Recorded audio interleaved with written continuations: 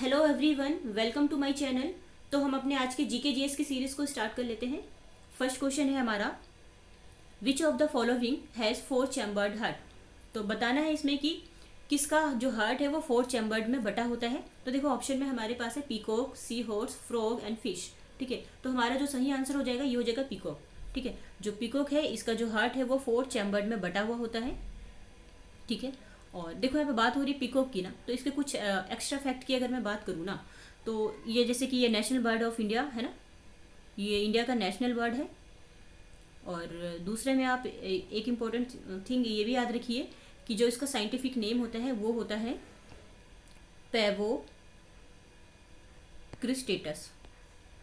ठीक है, तो आप ये सारे ही एक्स्ट्रा फैक्ट्स को याद रखेंगे। ठीक है, नेक्स्ट क्वेश्चन पे चलते हैं। नेक्स्ट क्वेश्चन है हमारा, which of the following dance is a folk dance of Haryana state. तो देखो हरियाणा स्टेट का फोक डांस हमें बताना है। ऑप्शन में हमारे पास है बिहू, गरबा, यक्षगान, गुग्गा। तो देखो हमारा जो आंसर हो जाएगा ना, ये हो जाएगा गुग्गा। जो गुग्गा है वो फोक डांस है हरियाणा का। और हरियाणा से रिलेटेड एक डांस और याद रखिए जो कि एग्जामिनर बहुत ज़्यादा पूछता है, वो है लूर डांस। ठीक है, तो दोनों याद रखेंगे, एक तो लूर डांस और प्लस गुग्गा। ये दोनों ही मोस्टली रिपीटेड क्वेश्चन है डांस टॉपिक का। ठीक है, तो ये याद रखेंगे। नेक्स्ट क्वेश्चन पे चलते हैं। नेक्स्ट क्वेश्चन है हमारा, what is the theme of world no tobacco day 2022 by UNEP. ठीक है, तो देखो ये जो 2022 का ना वर्ल्ड नो टोबैको डे है, इसकी जो थीम रखी गई थी वो थीम थी tobacco threats to our environment. ठीक है, तो ये आप थीम याद रखेंगे। ठीक है, और इसके अलावा एक फैक्ट की यहाँ पे और बात हो रही है, ये है यूनेप। तो ये क्या चीज़ है, तो कई बार देखो यूनेप की फुल फॉर्म पूछी जाती है एग्जाम में। तो यूनेप की मैं फुल फॉर्म बता देती हूँ आपको। यहाँ यूनाइटेड नेशंस इन्वायरमेंट, मैं शॉर्ट में लिख रही हूँ, प्रोग्राम। ठीक है, तो यूनाइटेड नेशंस इन्वायरमेंट प्रोग्राम, ये आप इसकी फुल फॉर्म याद रखेंगे। ठीक है, और साथ में ये थीम भी याद रखेंगे। नेक्स्ट क्वेश्चन पे चलते हैं। नेक्स्ट क्वेश्चन है हमारा, 1037 is the sex ratio of which state union territory as per census 2011। तो सेंसस 2011 जनगणना 2011 के अकॉर्डिंग 1037 ये किस स्टेट या फिर यूनियन टेरिटरी का सेक्स रेशियो है। तो देखो आंसर हमारा हो जाएगा पुदुचेरी। ठीक है, क्योंकि 2011 के सेंसस के अकॉर्डिंग 1037 जो सेक्स रेशियो है वो पुदुचेरी का ही है। और यूनियन टेरिटरी में मैं बात करूँ ना, तो ये सबसे हाईएस्ट सेक्स रेशियो है। ठीक है, तो आप यहाँ से दो तीन चीज़ें कवर कर सकते हैं। पहला तो हमने ये क्वेश्चन कवर किया, दूसरा यूनियन टेरिटरी में सबसे हाईएस्ट हमारा हो जाएगा पुदुचेरी का। ठीक है, एक हमने ये क्वेश्चन भी यहाँ से कवर कर लिया। और यूनियन टेरिटरी में ही सबसे लोएस्ट कहाँ का है सेक्स रेशो, तो सबसे लोएस्ट सेक्स रेशो हमारे ये हो जाएगा दमन दीव का, दमन एंड दीव का। ठीक है, कितना है दमन एंड दीव का, ये है 618 फीमेल है 1000 मेल्स पर। ठीक है, तो देखो हाईएस्ट भी हमने पढ़ लिया, लोएस्ट भी पढ़ लिया यूनियन टेरिटरी के अकॉर्डिंग। अब हम थोड़ा सा स्टेट के अकॉर्डिंग में देख लेते हैं कि स्टेट के अकॉर्डिंग जो सेक्स रेशियो कहाँ पर हाई है और कहाँ पर लोएस्ट है। ठीक है, तो स्टेट के अकॉर्डिंग अगर मैं सेक्स रेशियो की बात करूँ तो हाईएस्ट पर हो जाएगा हमारा केरल। ठीक है, और लोएस्ट पे हमारा हो जाएगा सबसे कम सेक्स रेशियो, ये है हमारा हरियाणा का। ठीक है, कितना है हरियाणा का, देखो मैं यहाँ पे लिख देती हूँ, एक मिनट। केरल और ये हरियाणा, केरल का कितना है, तो ये है 1084 फीमेल्स है 1000 मेल्स पर। ठीक है, और हरियाणा में ये है हमारा काफ़ी कम है ये रेशो, 879 फीमेल्स है 1000 मेल्स पर।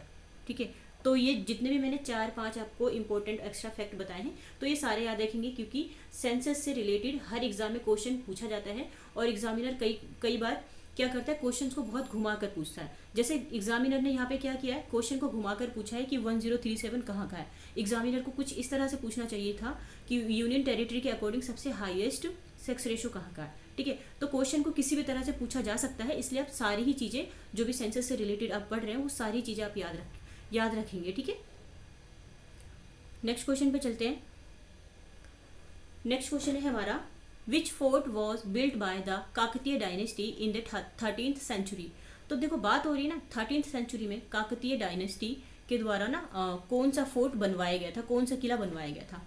तो ये बनवाया गया था गोलकुंडा का किला, ठीक है, गोलकुंडा का किला बनवाया गया था। और बेसिकली ये है कहाँ पे, तो ये है हैदराबाद तेलंगाना में, ठीक है। अच्छा, इसका एक अदर नेम भी है गोलकुंडा का, इसको एक नाम से और जाना जाता है, ये नेम है शेफर्ड हिल, ठीक है। तो ये आप याद रखेंगे शेफर्ड हिल, ठीक है। और यहाँ पे देखो काकतीय डायनेस्टी, काकतीय वंश की बात हो रही है, तो आप यहाँ पे ये याद रखेंगे कि यहाँ के जो लोग थे ना वो भगवान शिव जी की पूजा करते हैं, ठीक है, ठीक है। तो आप ये याद रखेंगे। तो नेक्स्ट क्वेश्चन पे चलते हैं।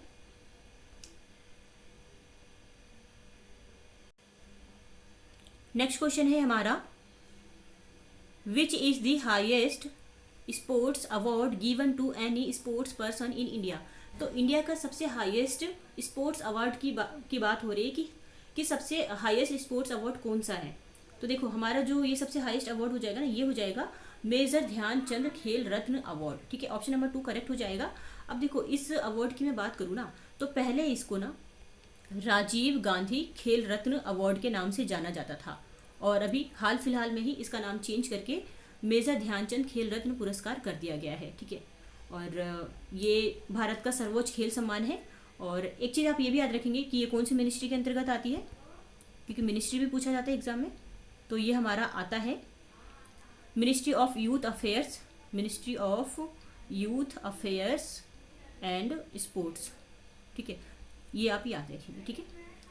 तो नेक्स्ट क्वेश्चन पे चलते हैं। नेक्स्ट क्वेश्चन है हमारा where was the headquarters of Ghadar party, Ghadar movement, ठीक है। तो देखो गदर पार्टी का जो हेडक्वार्टर है वो पूछा गया है, तो इसका हेडक्वार्टर जो है ना ये है सैन फ्रांसिस्को। सैन फ्रांसिस्को ये कहाँ है, यूएसए अमेरिका में है, ठीक है। यूएसए कैलिफोर्निया अमेरिका में, ठीक है। अब देखो यहाँ पे जो बात हो रही है ना गदर मूवमेंट, गदर पार्टी की, तो थोड़ा सा इसके बारे में जान लेते हैं। ये जो गदर पार्टी है ना, इसके जो संस्थापक थे ये थे सोहन सिंह भाखना, सोहन सिंह भाखना ऐसे लिख देती हूँ मैं। और इस पार्टी का गठन किया गया था 1913 में, ठीक है। वैसे इसका एक पुराना नाम भी था, ये था पैसिफिक कोस्ट हिंदुस्तान एसोसिएशन, ठीक है, पैसिफिक कोस्ट हिंदुस्तान एसोसिएशन। और एक सबसे इम्पोर्टेंट चीज़ ये कि इस पार्टी को बनाने का उद्देश्य क्या था, तो इस पार्टी को बनाने का उद्देश्य था कि जो भारत से ब्रिटिश शासन है उसको पूरी तरह से उखाड़ फेंकना, ठीक है। तो ये सारे आप याद रखेंगे, और ऑप्शन हमारा 1 करेक्ट आंसर था। नेक्स्ट क्वेश्चन पे चलते हैं। नेक्स्ट क्वेश्चन है हमारा right to property is presently mentioned in which article of the constitution of India. तो देखो राइट टू प्रॉपर्टी यानी कि संपत्ति का अधिकार, इसको कौन से आर्टिकल में रखा गया है या फिर ये कौन से आर्टिकल में आता है। तो इसको ये सिर्फ एक लाइनर फॉर्मेट में याद रखने वाला क्वेश्चन है। जो राइट टू प्रॉपर्टी ये हमारा आता है 301 के तहत राइट टू प्रॉपर्टी का को आर्टिकल 301 के तहत रखा गया है, ठीक है। नेक्स्ट क्वेश्चन पे चलते हैं।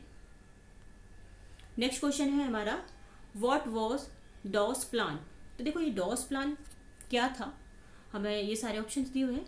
तो बेसिकली इसमें ज़्यादा कुछ आपको याद नहीं रखना है, सिर्फ इतना याद रखना है कि ये जो डॉस प्लान था ना ये जर्मनी से रिलेटेड था, जर्मनी के बारे में इस ऑप्शन में बताया गया है। तो ये जर्मनी से रिलेटेड था, और इसमें बेसिकली क्या बताया गया था, तो इसमें बताया था कि जो जर्मनी के द्वारा जो भी शर्त वगैरह रखी गई है क्षतिपूर्ति वगैरह करने के लिए, रिपेरेशन करने के लिए, उस चीज़ को ईजी बनाने के लिए इस योजना को लाया गया था। सिर्फ इतना याद रखेंगे कि ये एक ऐसा प्लान है, a plan to ease reparation terms of Germany, ठीक है। तो 1 लाइनर में आप इसको याद रख सकते हैं।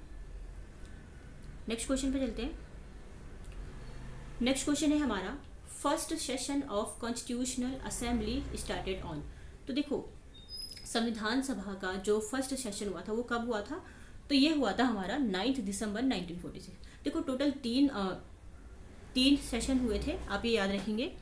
मैं यहाँ लिख देती हूँ फर्स्ट, सेकंड, थर्ड, ठीक है।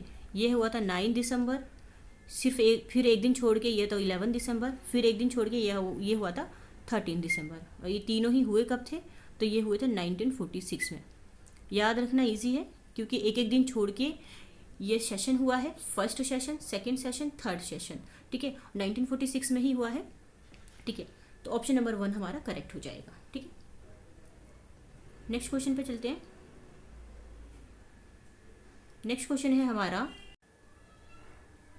Where is the division bench of Allahabad high court? तो देखो यहाँ पे ना इलाहाबाद हाई कोर्ट के डिवीजन बेंच की बात हो रही है। तो जो इलाहाबाद हाई कोर्ट का जो डिवीजन बेंच है ये है हमारा लखनऊ में, ठीक है। तो लखनऊ ऑप्शन नंबर 3 में ये करेक्ट हो जाएगा। और इसको सिर्फ एक लाइन में आप याद रख सकते हैं। और इसके अलावा कुछ जो एडिशनल फैक्ट की मैं बात करूँ ना, तो जैसे यहाँ पे हाई कोर्ट ये एक टर्म आया है, ठीक है। तो आर्टिकल, इससे रिलेटेड एक आर्टिकल 214 आर्टिकल, जिसमें ये बताया गया है कि हर स्टेट में एक हाई कोर्ट होगा, ठीक है। और एक आर्टिकल और है, आप ये 226, इस आर्टिकल के तहत ना हर स्टेट का जो हाई कोर्ट है उसको रिट जारी करने का अधिकार है, ठीक है। तो ये आप दोनों आर्टिकल याद रखेंगे, आर्टिकल 214, आर्टिकल 226, ठीक है। नेक्स्ट क्वेश्चन पे चलते हैं। नेक्स्ट क्वेश्चन है हमारा, gold Smiths uses aqua regia which is prepared by mixing. तो देखो जो गोल्ड स्मिथ होता है, जो सुनार होता है ना, वो एक्वारेजिया का यूज़ करता है, ठीक है। तो ये जो एक्वारेजिया है वो किस से बना होता है, ठीक है। तो देखो इसका जो आंसर हो जाएगा ना, ये हो जाएगा हमारा nitric acid and hydrochloric acid. अब देखो ये एक्वारेजिया होता क्या है, तो ये एक ना ऐसा लिक्विड होता है, ठीक है, जिसके अंदर जो सोना होता है, जो गोल्ड होता है, वो घुल जाता है, ठीक है। तो कई बार क्या होता है, जो सुनार होता है, जो गोल्ड स्मिथ्स होता है, वो सोने की जो ऊपरी परत है ना, उसको साफ करने के लिए एक्वारेजिया का यूज़ करता है, ठीक है। और जब ये एक्वारेजिया बनाया जाता है तो इसके अंतर्गत नाइट्रिक एंड हाइड्रोक्लोरिक एसिड को, इसको 1:3 के रेशो में रखा जाता है। तो ये रेशो भी आप याद रखेंगे, ठीक है। तो नेक्स्ट क्वेश्चन पे चलते हैं। नेक्स्ट क्वेश्चन है हमारा, for the first time in the history of the sultanate, a Delhi sultanate dash planned a campaign to capture the Mongol territory. तो देखो यहाँ पे बात हो रही है कि फर्स्ट टाइम दिल्ली सल्तनत के इतिहास में एक दिल्ली का सल्तनत था जिसने कि एक कैंपेन को प्लान किया था कि जो मंगोल टेरिटरी है उनको कैप्चर करने के लिए, ठीक है। तो ये जो दिल्ली का जो सुल्तान था, ये कौन सा सुल्तान था जिसने ये इस कैंपेन को प्लान किया था? तो ये था हमारा मोहम्मद तुगलक, ठीक है। तो ऑप्शन नंबर 1 मोहम्मद तुगलक हमारा करेक्ट आंसर हो जाएगा। और जो मोहम्मद तुगलक थे वो दिल्ली के सुल्तान थे 18th नंबर के, ठीक है। तो इनका क्रम आप याद रखेंगे, ठीक है। नेक्स्ट क्वेश्चन पे चलते हैं। नेक्स्ट क्वेश्चन है हमारा, फर्स्ट डूरंड फुटबॉल टूर्नामेंट या फिर Durand cup was held in which year? तो देखो इसको हेल्ड किया गया था 1888 में। अब देखो यहाँ पे जो ये डूरंड फुटबॉल टूर्नामेंट है और ये जो डूरंड कप है, ये दोनों सेम है, आप इसको किसी भी नाम से बोल सकते हैं। और इसको फर्स्ट टाइम में हेल्ड किया गया था 1888 में। अब देखो ये जो डूरंड कप है ना, ये भारत में ना एक फुटबॉल की प्रतियोगिता है, ठीक है। और 1888 में ही पहली बार ना इसे शिमला में आयोजित किया गया था। तो ये शिमला भी याद रखेंगे। और ये भारत का सबसे पुराना फुटबॉल टूर्नामेंट है। इसके साथ ही ये एशिया का भी सबसे पुराना फुटबॉल टूर्नामेंट है। तो ये सारे ही इंपॉर्टेंट फैक्ट याद रखेंगे आप, ठीक है। नेक्स्ट क्वेश्चन पे चलते हैं। नेक्स्ट क्वेश्चन है हमारा, name the planet which has highest surface temperature. उस प्लेनेट का हमें नाम बताना है जिसका कि जो सरफेस टेम्परेचर है वो सबसे ज़्यादा है, सबसे हाईएस्ट है। तो ये देखो इसका आंसर हो जाएगा हमारा वीनस, शुक्र ग्रह बोलते हैं ना हम। हालांकि बहुत से लोगों को ये लगता है, जैसे कि मैं यहाँ पे ये बना देती हूँ ये सन, ठीक है। मैं एक बार फिर से बना देती हूँ।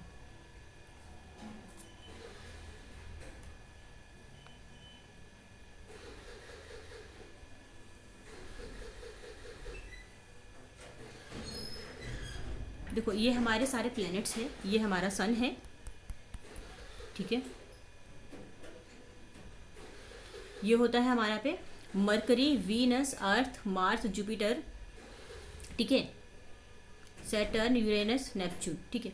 तो इसमें क्या होता है, बच्चों को ये लगता है कि ये जो मरकरी है बिल्कुल सन के पास में है तो ये सबसे ज़्यादा गर्म होगा, जबकि ऐसा नहीं है। सबसे ज़्यादा गर्म प्लेनेट जो है वो है हमारा वीनस, ठीक है। तो ऑप्शन नंबर ये हमारा वीनस आप याद रखेंगे, ठीक है। नेक्स्ट क्वेश्चन पे चलते हैं। नेक्स्ट क्वेश्चन है हमारा, in plants the cell wall and cell membrane is made up of. देखो जो प्लांट होता है उसमें जो सेल वॉल होता है और जो सेल मेम्ब्रेन होता है वो किसका बना होता है, तो बेसिकली ना ये बना होता है सेल्यूलोज एंड फॉस्फोलिपिड्स का, ठीक है। तो ऑप्शन नंबर 1 हमारा करेक्ट हो जाएगा। नेक्स्ट क्वेश्चन पे चलते हैं। नेक्स्ट क्वेश्चन है हमारा, which of the following is the largest mangrove forest in the world. तो वर्ल्ड में सबसे ज़्यादा लार्जेस्ट मैनग्रोव फॉरेस्ट ये है कहाँ पर, ये कौन सा है, तो देखो ये है हमारा सुंदरवन रिजर्व फॉरेस्ट। आप देखो ये है कहाँ, तो बहुत से बच्चे बोलेंगे वेस्ट बंगाल में है, ठीक है, पर ये है हमारा बांग्लादेश में, ठीक है। कुछ हिस्सा वेस्ट बंगाल में भी आता है, वैसे ये है बांग्लादेश में, ठीक है। तो बांग्लादेश अगर कभी आपको ऑप्शन में कभी दिया हो या कभी ऐसा पूछा जाता है कि सुंदरवन रिजर्व फॉरेस्ट कहाँ है, तो ये बांग्लादेश में, और ये सबसे ज़्यादा बड़े एरिया में फैला हुआ है। अब देखो मैनग्रोव फॉरेस्ट की यहाँ पे बात हो रही है, तो मैनग्रोव फॉरेस्ट ये बेसिकली होता क्या है, तो आपने देखा होगा पानी में कई सारे, जैसे मैं आपको यहाँ ये बताती हूँ, आप ये जैसे इमेज देख सकते हैं, ये पानी है, ठीक है, ये सी एरिया है, ये पूरा यहाँ पे मतलब बीच बीच में थोड़े से आपको, थोड़े तो नहीं बहुत सारे आपको प्लांट्स दिखेंगे। तो मैनग्रोव फॉरेस्ट वो होते हैं जो पानी के अंदर होते हैं, उनके आसपास पूरा पानी का ही बिखराव होता है, ठीक है। तो आई होप कि आपको इमेज के थ्रू ज़्यादा अच्छे से समझ में आ गया होगा, ठीक है। नेक्स्ट क्वेश्चन पे चलते हैं। नेक्स्ट क्वेश्चन है हमारा, which of the following is a renewable energy source. तो देखो रिन्यूएबल एनर्जी का सोर्स इनमें से कौन सा है, तो रिन्यूएबल एनर्जी होता क्या है, जो कभी खत्म ना हो, ठीक है। तो ऑप्शन में देखो हमारा सनलाइट, कोल, मिनरल, पेट्रोलियम, आंसर हो जाएगा सनलाइट, ठीक है, क्योंकि सनलाइट कभी ख़त्म नहीं होता, ये हमें हर दिन मिलता है सनलाइट, और कभी ख़त्म होगा भी नहीं है। बाकी इसके अलावा जैसे ये कोल है, मिनरल्स है, पेट्रोलियम है, ये इन सब की संभावना है कि इनका जितना यूज़ किया जाए तो ये ख़त्म हो सकता है, पर सनलाइट का हम कितना भी यूज़ करें वो ख़त्म नहीं होगा, वो हमें डेली मिलता है, डेली बेस पे, ठीक है। तो सनलाइट हमारा हो जाएगा रिन्यूएबल एनर्जी सोर्स, ठीक है। नेक्स्ट क्वेश्चन पे चलते हैं। नेक्स्ट क्वेश्चन है हमारा, GB Mavalankar was the chairman of the dash of the constituent assembly of India. तो जो जीबी मावलंकर थे वो कॉन्स्टिट्यूएंट असेंबली यानी संविधान सभा में कौन सी पोस्ट पे थे या फिर किस चीज़ पे कार्यरत थे वो, तो देखो हमारा जो आंसर हो जाएगा ना, कमिटी ऑन द फंक्शंस, कार्य समिति जिसको हम बोलते हैं ना हिंदी में, कार्य समिति, तो ये इसके ही चेयरमैन थे, कार्य समिति, कमिटी ऑन फंक्शंस, ठीक है। जीबी मावलंकर, गणेश वासुदेव मावलंकर, ठीक है। तो ऑप्शन नंबर 2 हमारा करेक्ट आंसर हो जाएगा। नेक्स्ट क्वेश्चन पे चलते हैं। अच्छा देखो हमने 20 क्वेश्चन की सीरीज़ को कंप्लीट कर लिया है। आपको ये सीरीज़ कैसी लगती है, अगर आप इस सीरीज़ को पूरा देख रहे हैं एंड तक और आपको ये सीरीज़ अच्छी लग रही है तो आप इसको please like, share and subscribe भी कर लीजिए, अगर आप किसी भी गवर्नमेंट एग्जाम की तैयारी करते हैं। और अगर तैयारी नहीं भी करते हैं और आप एज ए जनरल नॉलेज के लिए भी इस वीडियो को, इस चैनल को सब्सक्राइब कर सकते हैं। और अगर इस चैनल में आपको कुछ कमी नज़र आती है तो आप इसको मुझे कमेंट बॉक्स में बता सकते हैं, ठीक है। So thank you so much.